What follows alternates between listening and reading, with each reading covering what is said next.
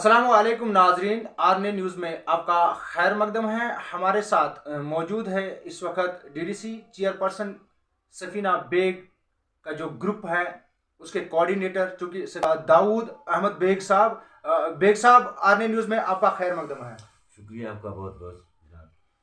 Bag साहब, चूंकि अगर हम बात करें कि जब से हमारी जो हमारे इधर ही इसी एरिया के रहने वाली सफीना बेग जी जो है वो डीडीसी चेयरपर्सन भी है, और हालांकि वो डीडीसी मेंबर भी है और चेयरपर्सन भी है, लेकिन अगर कंडी इलाके के तामीर और तरक्की के हवाले से बात करें तो थोड़ा सा आप हमें बताइए कि चंदूसा से लेकर कंडी तक, सुल्तानपुरा या बांडीवाला तक कितनी डेवलपमेंट हुई है। देखिए सबसे पहले मैं आपका शुक्र अदा करता हूँ इस चीज़ के लिए कि आपने तकलीफ़ की और यहाँ तक पहुँचे। सबसे बड़ा मसला होता है किसी भी आवाम के ज़मीर को जगाना। डेवलपमेंट सबसे बड़ी वो होती है कि वो अपना हक जान सके कि मेरा हक क्या है और मैं उसके हक के लिए बोलूँ। तो ये सबसे बड़ा मसला था हमारे लिए उस वक्त जब हम इलेक्शन में आए। तो अब जहाँ तक ताल्लुक़ रहा हमारे ग्राउंड लेवल की बात मैं करूँ आपको, चंदूसा हो, हमारा शिवपुरा हो, सुल्तानपुरा हो, या हमारा ऊपर कंडी एरिया बाकी, तो उसमें आप देखें सबसे बड़ा मसला हमारा चंदूसा से जो कनेक्ट करता था शिवपुरा का रोड, 4.5 करोड़ रुपए का प्रोजेक्ट है, वो ऑनगोइंग प्रोजेक्ट है, चल रहा है। अब ये हमारी बदकिस्मती है कि हम सोचते हैं कि एक जादू की छड़ी हो, सुबह निकले और शाम तक वो फिलअप हो जाए। तो ऐसा नहीं होता है, एक प्रोसेस होता है, उस प्रोसेस के तहत वो काम चलता है।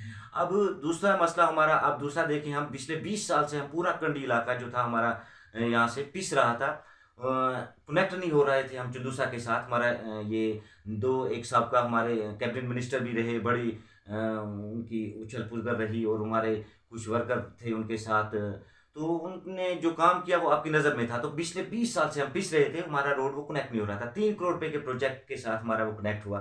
वो सब आप जानते हो कि रोड की क्या हालत थी हम जब चंदूसा सफ़र करने के लिए जाते थे। अब उसके ऊपर आप आ जाएं, ये बड़े प्रोजेक्ट्स में कहता हूँ, छोटे लेवल की बात आप छोड़ दें।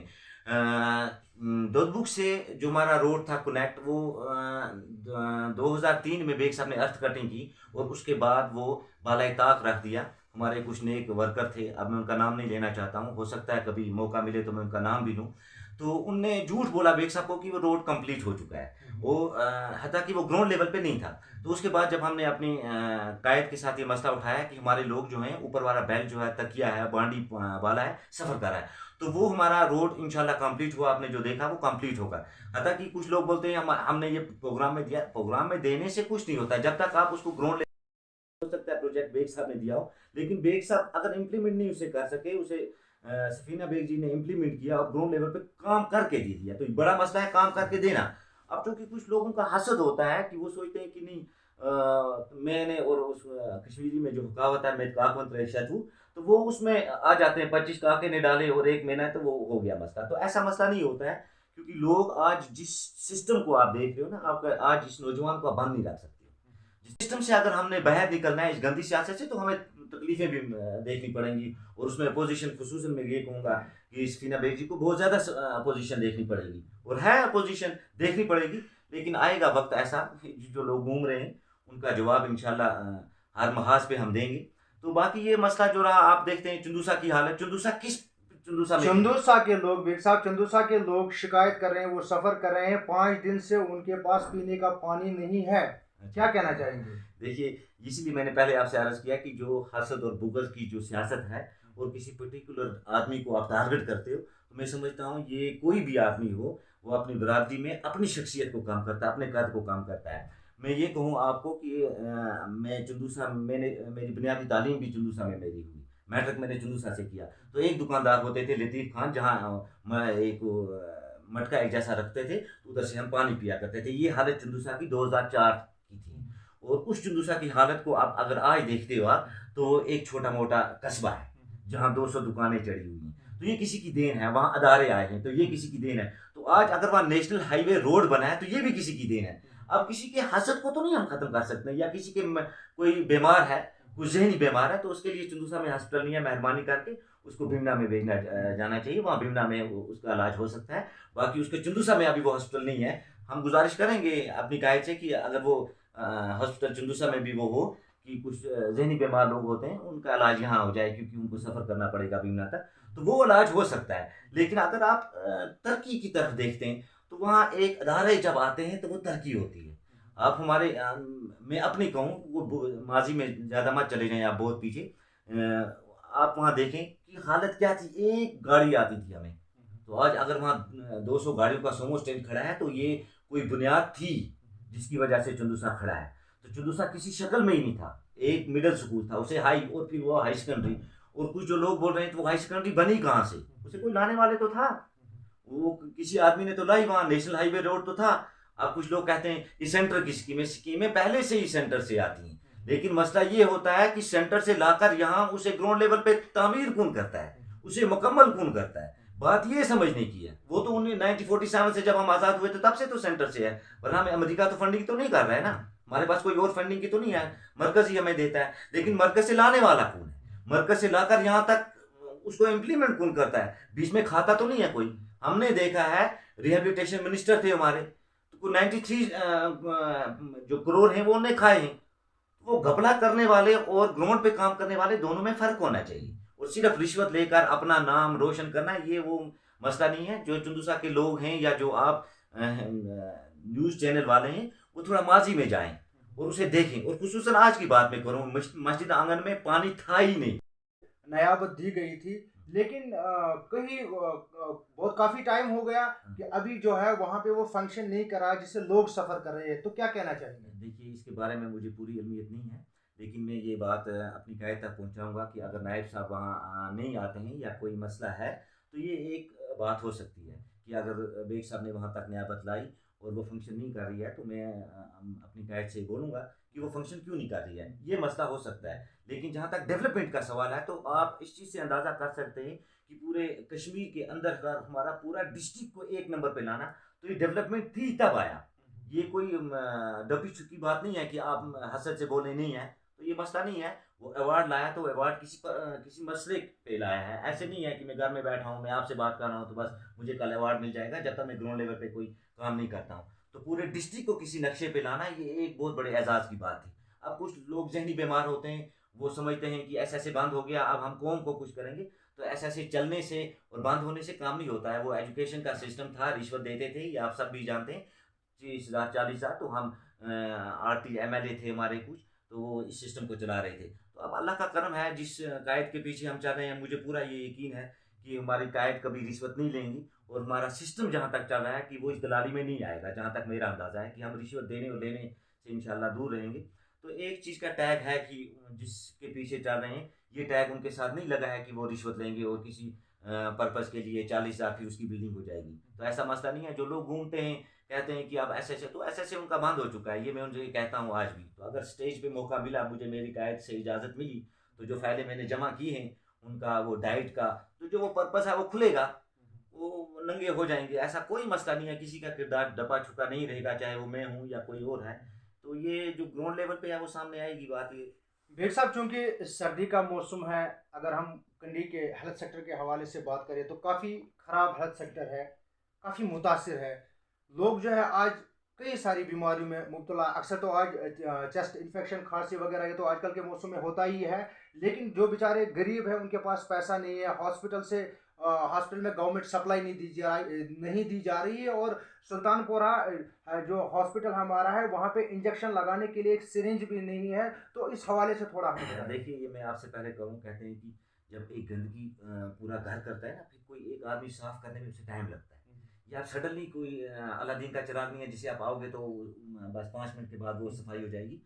ये गंदगी अगर मैं अपनी उम्र की बात करूँ तो पिछले 20 साल से इस गंदगी को हम देख रहे हैं। तो हर सेक्टर में अगर हम ये कहेंगे 100% दे देंगे, ऐसा मुमकिन नहीं होता है कि फौरी तौर पे हो जाए। उसमें मसला हमारे लिए सबसे बड़ा ये बना कि आप देखिए हमने 108 दे दिया, तो ये मसला आया। दूसरा मसला ये हुआ कि अब जो डॉक्टर्स हैं वो आ रहे हैं, लेकिन उसमें सबसे बड़ा मसला मैं आपसे ये कहूँ ना कि हमने खुद को खुद गर्क किया है। जिसमें वो कहावत है क्या कि इमाम ने मारे इमाम फिर कहा हाय इमाम। तो यजीद हम खुद बने अपने लिए। उसमें मैं आपको एक अब नाम नहीं लेना चाहता हूँ, हो सकता है कल तक मुझे अगर इजाज़त मिली तो मैं उन वर्गों को नंगा करूँगा इस पूरे कंडी में, कि जिनने लून साहब को बोला कि आप बेग साहब को बोलो कि हमारा जो हॉस्पिटल है वो फंक्शन कर रहा है, बेग साहब से झूठ बोलना आपकी। ये मैं गवाह हूँ, विटनेस हूँ मैं उस चीज़ का, और वो अभी जिंदा है। उनमें एक आदमी जो है वो अल्लाह उन्हें जन्नत नसीब करे, माफ़ करे।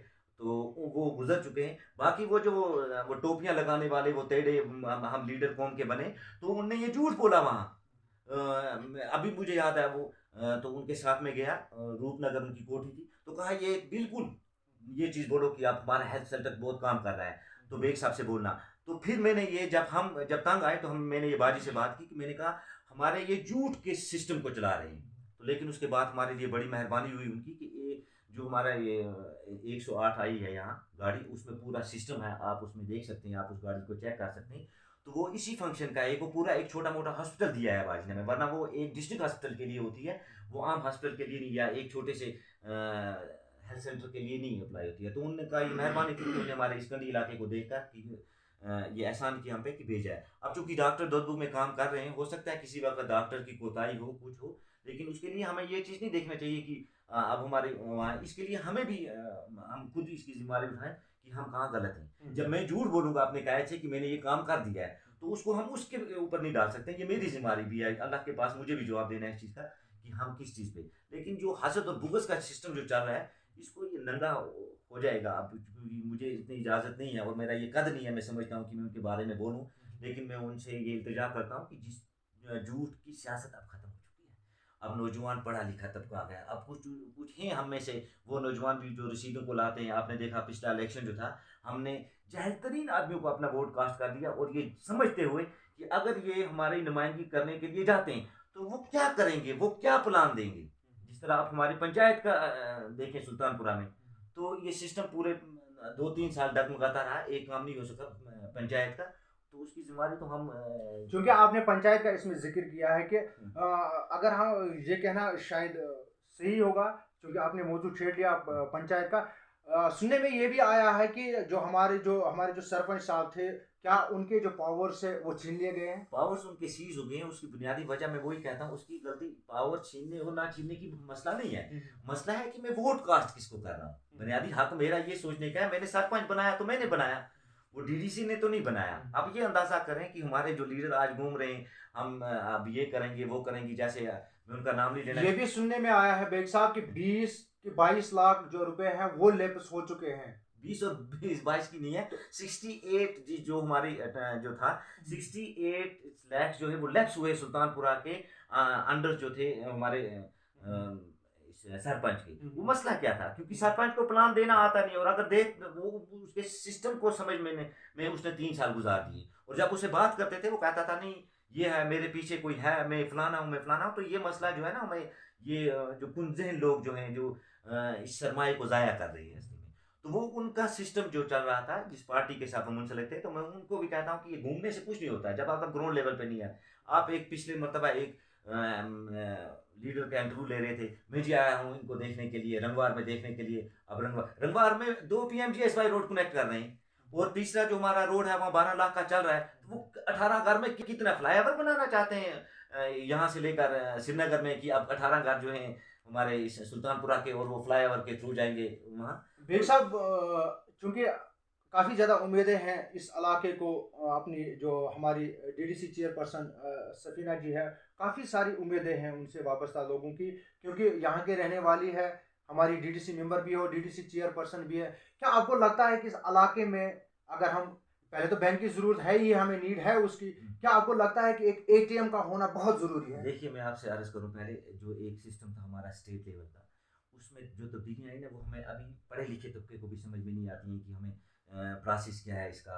एक छोटा सा काम होता था, पहले हमें MLA लिखता था, फिर उसका एक नीचे वर्कर बेईमान होता था, 10,000 लेता था, वो उस पर काम कर देता था। आज वो सिस्टम जो है वो चेंज हुआ है।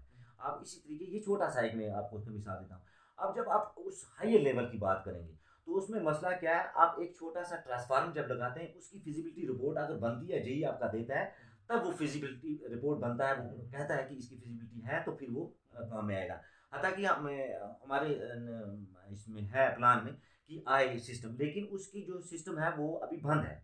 जो ATMs हैं वगैरह, वो उसमें देखेंगे कितना इलाका है क्या है। हालांकि मैं इस सिस्टम में रह रहा हूँ, मुझे भी तकलीफ हो रही है, लेकिन जब हम खुले जहन से देखेंगे कि एक कुछ चीज़ें आबादी पे मुनहसर करती हैं। ये चीज़ अगर मैं अकेला हूँ तो मैं ये कहूँ कि मुझे कोई 10 किलो चावल दे दे, तो ऐसा मुमकिन नहीं हो सकता। अगर वो गवर्नमेंट का शेड्यूल है कि इसको 2 ही किलो है, तो वो 2 ही किलो देगा।